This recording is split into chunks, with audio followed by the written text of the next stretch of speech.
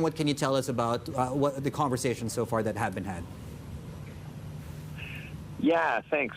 It looks like Chin and Blinken had about 7.5 hours of conversation yesterday over the course of a long, extended meeting with the two delegations, a smaller group-setting meeting that went longer than planned, and then a working dinner later that evening. So in that time, they spoke about the gamut of issues between the U.S. and China, everything from the problem areas like Taiwan, and you can assume that they did exchange, a few little barbs over human rights and other things like that, although they didn't get into specifics when they briefed us on Sunday evening. But they did also make some progress in terms of what they told us, kind of understanding the other side's perspective on the areas where they have differences, but also trying to strike some progress in terms of establishing working groups or minister or sub-minister level communication links going forward on a number of issues. There was also some hope that they would be able to expand the number of flights between the U.S. and China, which obviously fell off during the pandemic. And they were hoping to try and get some more progress on basically those communication links, which China obviously severed after then House Speaker Nancy Pelosi went to Taiwan last summer. So we've seen some progress.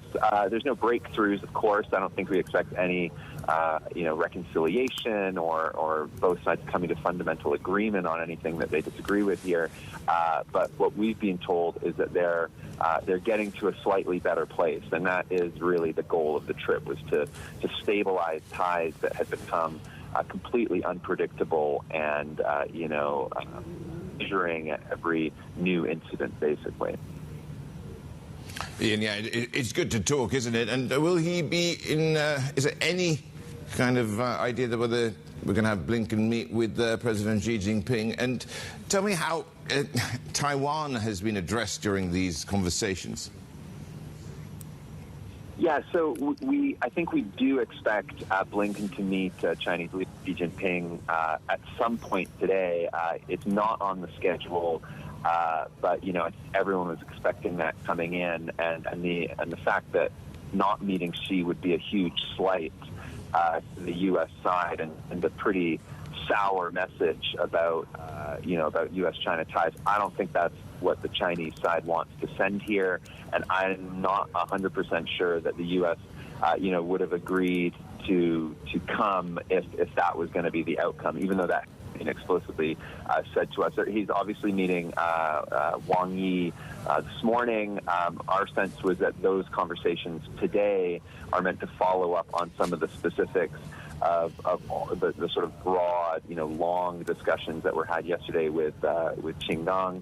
I think in terms of Taiwan, when we were sort of asking about it yesterday during a sort of closed-door briefing with State Department officials, there was a sense that they did not want to get into the specifics.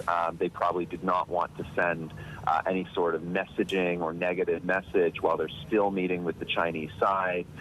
So I think that was both sides are trying to kind of move gently forward here, especially when it comes to sensitive issues like Taiwan.